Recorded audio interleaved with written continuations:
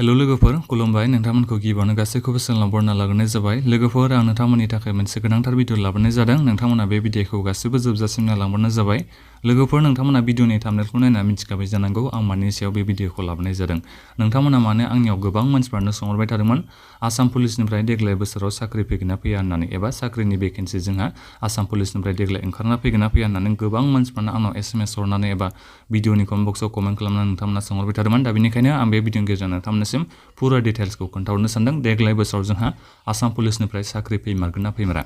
गिबियावनो नोंथांमोना सोरबाफोर चेनेलाव गोदानै फैदोंबा चेनेलखौ साबस्क्राइब खालामना लाग्रोबानो जाबाय जाहाथे नोंथांमोना बेबायदिनो साख्रिनि आपडेटखौ मोननो हायो गिबियावनो फार्स्टआनो कुइसनानो जादों नोंथांमोननिया जोंहा बे आसाम पुलिसनिफ्राय देग्लाय बोसोराव साख्रि फैगोन ना फैया आंनि एन्सारा जाहैबाय फैगोन 110% जोंहा आसाम पुलिसनिफ्राय देग्लाय बोसोरावबो साख्रि ओंखारना फैगोन दै नाथायबा आं बेखौनो गिबियाव नोंथांमोननिसिम बेखौ खोन्थाहरग्रोनो सानदों दै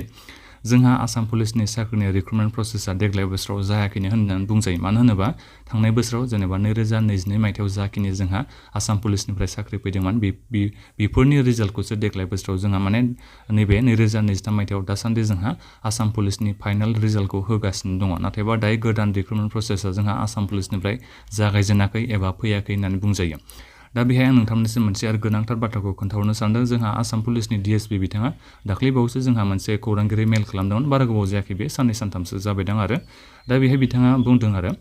जोंहा माने बे आसाम पुलिसनि सिङावनो जायफोर बिथांमोना सिनियर जाबाय जेरै कनस्टेबलबाबो बिथांमोना प्रमोसन मोननांगौ दङ दायो एसआइ जानाय बिथांमोनाबो दायो बिथांमोना प्रमोसन मोननांगौ दङ सिगांनि जायफोर एसआइ बिथांमोनाबो माने गोजौ पस्टआव थांनो गोनां दं जुदि बिथांमोना बे कनस्टेबलानो जा एसआइआनो जा गासिबो बिथांमोना प्रमोसन मोननाय लोगो लोगोनो एबा प्रमोसन जानाय लोगो लोगोनो जोंहा माखासे भेकेन्सिया लांदां जानानै फैगोन होननानै बिथाङा बुंदों दै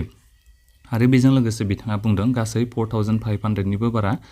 गोबां मानसिफ्रानो माने प्रमोसन मोननांगौ दङनो बेनिखायनो दा भेकेन्सिया जोंहा आसाम पुलिसनिफ्राय 4500निफ्राय जागायजेननानै 5000सिम जोंहा साख्रिनि भेकेन्सि लांदां जागोन होननानै बेखौ बिथाङा बुंदों आरो बेजों लोगोसे बेखौबो नोंथांमोनसिम खोन्थाहरदों दि नोंथांमोना गासिबो रेडि जानानै था होननानै बिथाङा खावलायहरदों अब्ला दायो जोङो मिथिनो हाखाबाय जोंहा आसाम पुलिसनिफ्राय देग्लाय बोसोरावबो साख्रि ओंखारना फैगोन जेब्लानाखि बे प्रमोसना जोबनानै थाङोना आसाम पुलिसनि सिङावनो अब्लानो जोंहा बे रिक्रुटमेन्ट प्रसेसा आसाम पुलिसनिफ्राय जागायजेनगोन आरो बिथाङा खावलायखानाय जेरै रेडि जानो थिनदों दा बेनिखायनो नोंथांमोनाबो गासिबो रेडि जानानै थाखाबानो जाबाय आरो बेजों लोगोसे मोनसे खोथा आसाम गभर्नमेन्टनिबो बेहाय मोनसे खोथा थागोन आसाम गभर्नमेन्टआ जुदि भेकेन्सिनि एनाउन्स खालामोबा आसाम पुलिसनिफ्रायबो अब्लाबो आरो जोंहा थाबैनोबो जानो हागौ दा बुंनो हाया जेनेबा लेट जागोन होननानै नोंथांमोनाबो बेखौ दा गोबां मानसिफ्रानो सोंलायगोन जेनेबा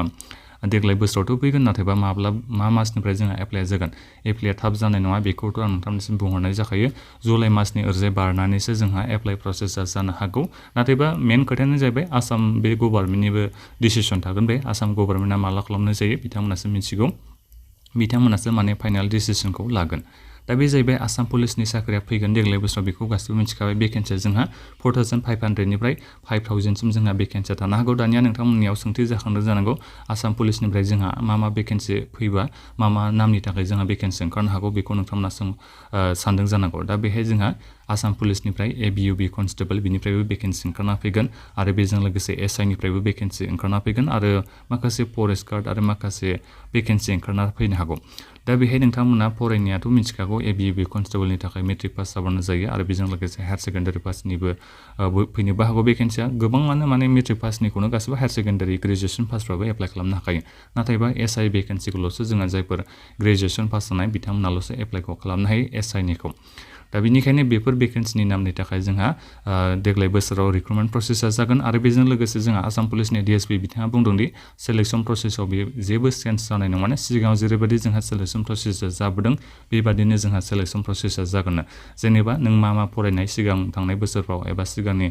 एग्जामफ्राव मा फरायनानै होनाय बेफोरनो नोंथांमोननियाव कुइसना सोंगोरनो एबा सिलेबासा सेम जागोननो दा बेनिखायनो खारनाय बारनाय गासिबो एखेयानो थागोन कमान्ड' बेटालियन जा गासिबो जोंहा सेलेक्सन प्रसेसा एखेयानो थागोन सिगाङाव बोरै जाबोनाय बेबादिनो थागोन दा बेनिखायनो सिगाङाव जाबादि फरायबोबाय थादोंमोन नोंथांमोना जायफोर टपिकखौ नोंथांमोना फरायबोबाय थादोंमोन बेफोरखौनो दानिफ्रायनो गोसो होनानै फरायखाबानो जाबाय जाहाथे नोंथांमोना गासिबो रेडि जानानै थाखाय जेब्लासिम माने एग्जाम